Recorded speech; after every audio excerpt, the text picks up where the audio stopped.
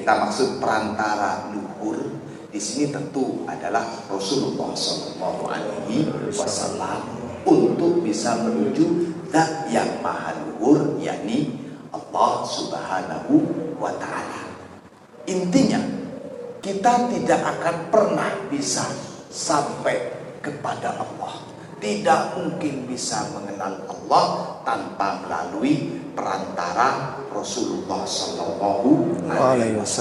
Dalam hal apapun itu, bahkan Allah untuk memperkenalkan zatnya sebagai Tuhan yang Maha Esa menjadikan Rasulullah sebagai perantara. Kul katakan Muhammad. Jadi Allah menjadikan Rasulullah sebagai perantara untuk menyampaikan kepada para makhluk. Ada seorang bayi yang baru lahir, bukan nangis, tapi langsung mengucapkan Allahu Ahad, Allahu Ahad. Gak pakai kul lagi. Allah maha mampu itu. Tapi tidak, Allah menjadikan Rasulullah sebagai perantara. Apalagi untuk mendapat cintanya Allah, apalagi untuk bisa menembus jalan menuju Allah, harus melalui Rasulullah SAW.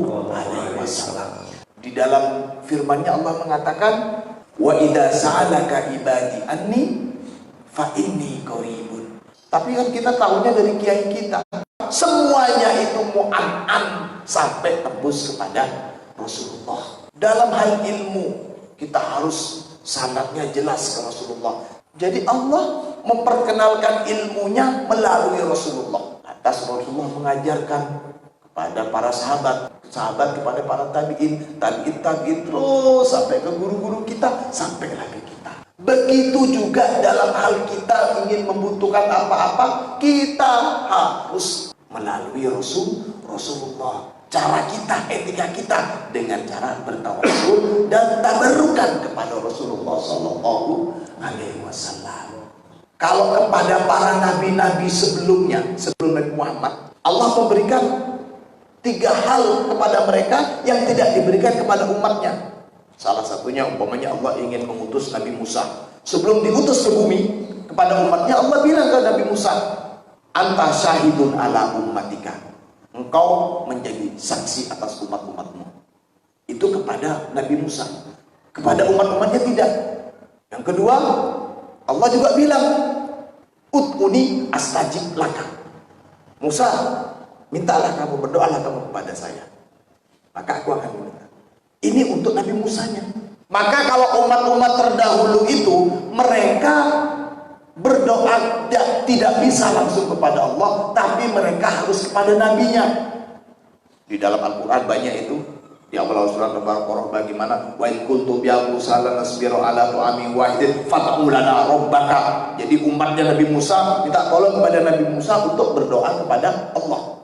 Artinya seumat hamba Allah dulu, umatnya nabi-nabi terdahulu, untuk bisa sampai kepada Allah doanya itu harus melalui syarat.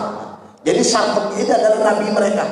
Tapi untuk kita umat Nabi Muhammad, bukan cuma langsung kepada Rasulullah Allah mengatakan, tapi Allah bilang, ud'uni astajib lakum. Wahai umat Nabi Muhammad, ud'uni, berdoalah kalian kepadaku, astajib lakum. Kita tidak ada syarat untuk bisa langsung kepada Allah, karena Allah sudah nyuruh doa langsung. Tapi etika dan adat kita bertawassul. Beda antara tawassul dengan syartun.